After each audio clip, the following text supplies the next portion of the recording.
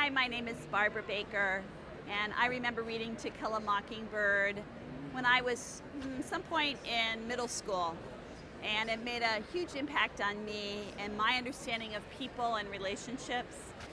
And then I remember I saw the movie, and the movie made an impact on me in terms of my understanding of relationships, black and white relationships, but also relationships with just other people. I think it was an extremely human book for me, and it was one of the most challenging books I ever read as a child, and I'm really happy that it's celebrating 50 years. I can't believe it's 50 years. Hi, my name is Carol Fitzgerald. I'm president of the Book Report Network. Our websites include bookreporter.com, readinggroupguides.com, and teenreads.com. And the reason I share those websites with you is because this book has resonated with readers on each of these sites. But I'm going to tell you a personal story about what happened with me. I loved To Kill a Mockingbird growing up, and my son, who's 20 now, and my son, who's 15, both read it as well. When my 15-year-old read it, he was watching and he was going through the story with me, and he says, "Mom, I don't understand why these people don't like this man. I don't understand what's going on." And we actually sat down in a conversation about prejudice, which is something that he didn't quite understand the same way that I did when I'd read the book so many years ago. And it was gratifying to me to see how much life has changed and the world had changed, and to see the book through his eyes, which was very different than the way that I'd seen it. So To Kill a Mockingbird is really a book for all ages, but it's interesting to see how it will matter to different people of different ages. So thank you for everything that this book has meant to so many people. Hi, my name's Elise Hickle, and your book became a part of my childhood identity. As a kid, I was Scout, and to this day, my dad still calls me that, and we sign birthday cards as Scout and Atticus, and I just want to say thank you because it was really meaningful to me, and I wish you all the best of luck, and thank you for sharing your talent with us. Hey, my name is Greg Fitzgerald from bookreporter.com. I first read To Kill a Mockingbird when I was in 8th grade, and I remember sitting in the back of the bus going to school every day with the book on my lap lying against the window, and I couldn't put it down for the week it took me to read it. It was the first book that I really connected with that had this great American story. To Kill a Mockingbird, it's not a kid's book, it's not an adult's book, it's not a teen book, it's just an American book. There's no other category for it.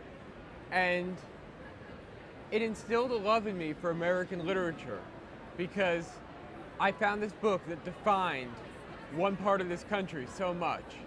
And it had characters I could connect with. It had a plot I could connect with. It had a walking ham. I mean, that was the best part. So it began a love affair for me going beyond the world of the kids' book and going into the world of the great novels. And to me, that's the biggest door that To Kill a Mockingbird opened for me. Hello, my name is Ian Singer, and I am the Vice President of Content and Business Licensing for Media Source, which is the operating company of Library Journal, School Library Journal, and Horn Book Reviews, as well as the Junior Library Guild. And as I was walking through the exhibition and seeing this particular display, I had to stop to pay tribute. I first read To Kill a Mockingbird when I was in 8th grade, and I will be happy to tell you that I read it still every other year.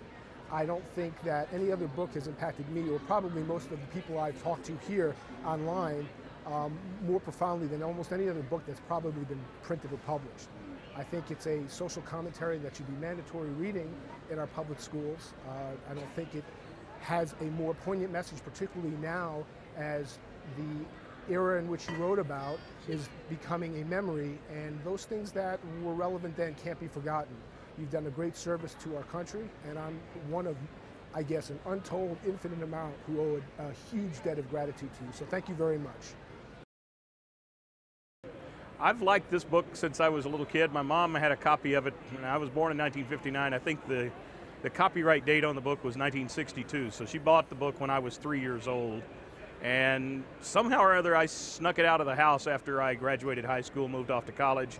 The pages are brittle, they're just about to fall out of the thing, but it's a paperback copy, and I have read it through probably 3 or 4 times, and then A few years ago, my daughters were in high school, and it was an assigned reading for one of their classes, and it was the one and only assigned reading that I was really, truly excited about getting to help them with, because I just love the story. It's a coming-of-age story. It's one of those things that it touches me every time I read it.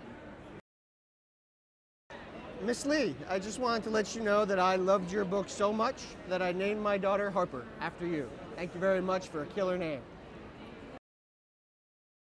My name is Lorraine Ballard-Morrill, and To Kill a Mockingbird is one of my all-time favorite novels. And I think mostly because one of the things that moves and inspires me the most is when people take a stand against the general opinions of the greater population. Atticus Finch was a man who stood on principle. He had integrity, and despite the fact that he did something that was vastly unpopular among many people, he stood up for principle.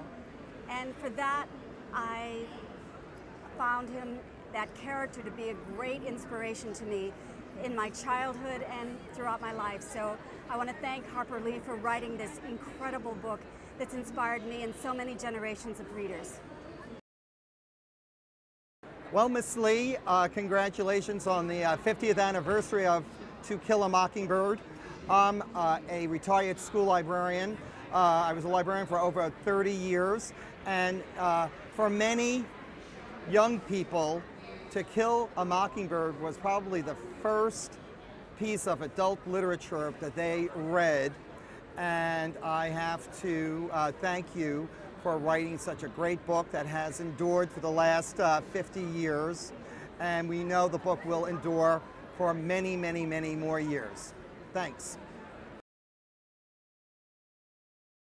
Hi, my name is Stephanie Summers, and I remember first reading To Kill a Mockingbird in middle school, and it was probably one of the first books that I ever started to read and reread and reread, because I just fell in love with it, and it opened up so many doors to me with literature, and it really got me started into becoming the bookworm that I am today.